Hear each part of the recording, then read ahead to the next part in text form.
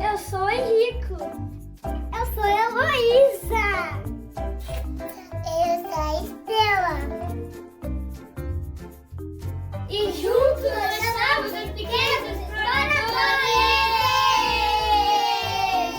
Nós vamos fazer uma exploração. A gente está preparado com câmera, binóculos, mochila para fazer o lancinho depois e bora lá! Bora lá.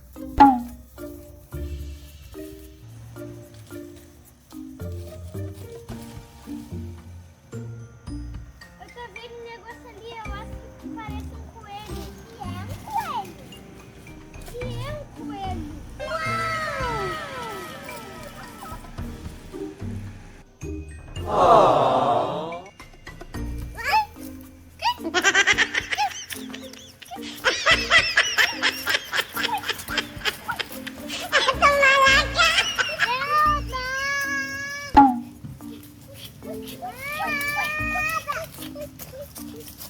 O que os coelhos comem?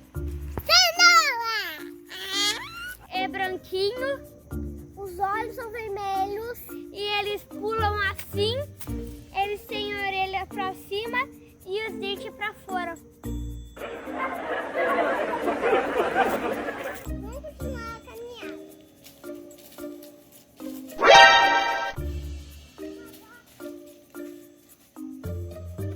Parece uma vaca, na verdade é uma vaca.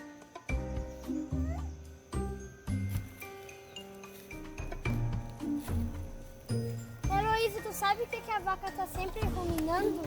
Ruminando? O que é isso? É mastigando. Ih, tu sabia que a vaca dá o leite pra gente? Sim, o leite do mamar das criançadas, o leite do café da mamãe e o nosso chocolate. Olha ali, patos! Quack, quack, quack, quack, quack, quack, quack, quack, quack, quack, quack. Olha ali, patos!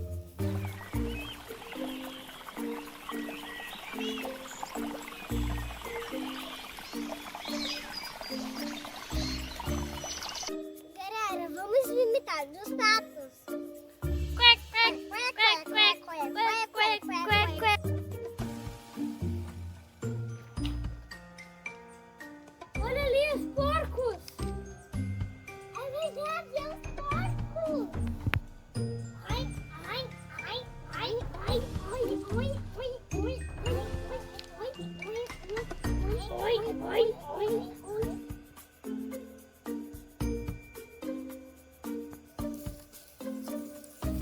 Olha lá, Heloísa, uma girafa! Eu preciso tirar uma foto disso. É muito grande. Elas são muito bonitas. As girafas têm pescoços grandes para alcançar e comer as plantinhas que estão lá em cima das árvores.